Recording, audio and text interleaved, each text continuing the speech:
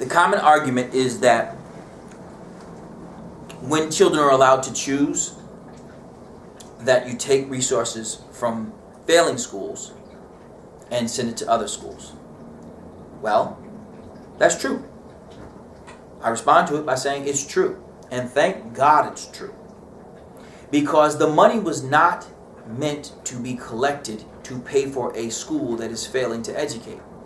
It was collected to pay for a successful education for the child. The money was never intended to pay for the building to stay open if it's not meeting the child's needs. So, what has to happen is that we have to allow the money to follow the child, so that schools that are failing are not allowed to continue to fail children. We have for too long allowed children to languish in failed schools. And the second part of this question that was not asked, but is typically asked, is what about the kids who are left behind? In a universal school choice environment, like Hartford is and like many other cities are, every kid gets to choose.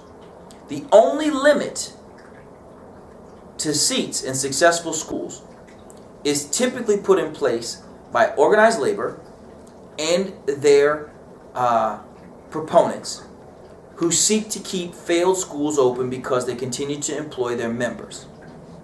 The truth is that very few charters have unions.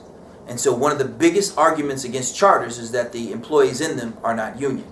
So the fight against charters and choice is about jobs, not kids' education, because you can't say you're fighting for a kid's education when you're fighting to keep them in a failed school.